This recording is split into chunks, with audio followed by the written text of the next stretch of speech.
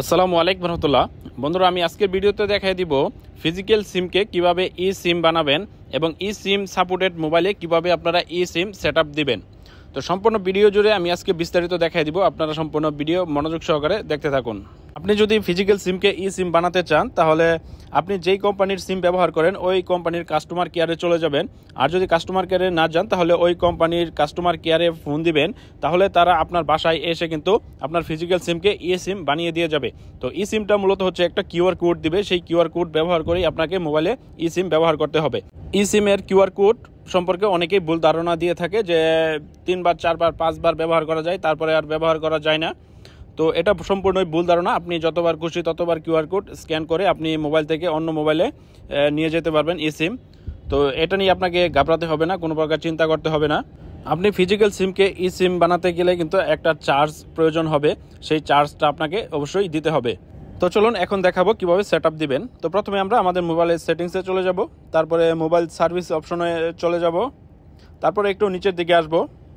এখানে দেখুন অ্যাড ই সিম একটি অপশন রয়েছে, আমরা এই অ্যাড ই সিমে ক্লিক করব।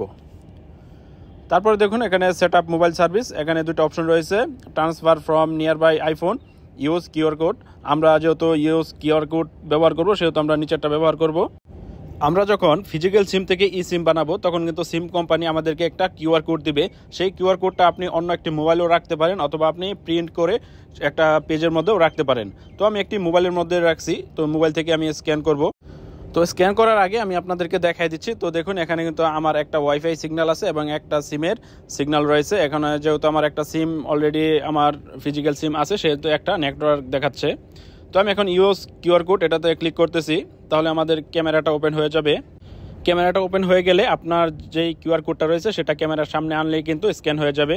তো দেখুন আমি অন্য একটা মোবাইলে রাখছিলাম, সেখান থেকে সামনে আনা মাত্রই কিন্তু আমার কিউআর কোডটা স্ক্যান হয়ে গেছে। তারপরে দেখুন অ্যাক্টিভ ই সিম, তারপরে আমি এখান থেকে কন্টিনিউ বাটনে ক্লিক করব। তো অ্যাক্টিভেটিং, তারপরে কানেক্টিং নেটওয়ার্ক, তারপরে ডাউন বাটনে ক্লিক করব। তো দেখুন ক্লিক করা মাত্রই কিন্তু আমার উপরে দেখুন নেটওয়ার্ক সিগন্যালের নিচে কিন্তু আরও একটি নেটওয়ার্কের সিগন্যাল চলে আসছে, তার মানে আমার এই ই সিমটা অ্যাক্টিভ হয়ে গেছে। তারপরে দেখুন এখানে আমার দুইটা সিমের দুইটা অপশন দেখাচ্ছে।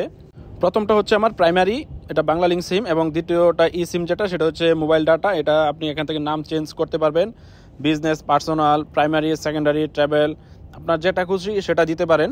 তো আমি দ্বিতীয় সিম দিয়ে আমি যেহেতু ডাটা ইউজ করব সেহেতু আমি মোবাইল ডাটা নাম দিয়ে আমি সেভ করে রাখতেছি। তারপর এখান থেকে আবার কন্টিনিউ বাটনে ক্লিক করব।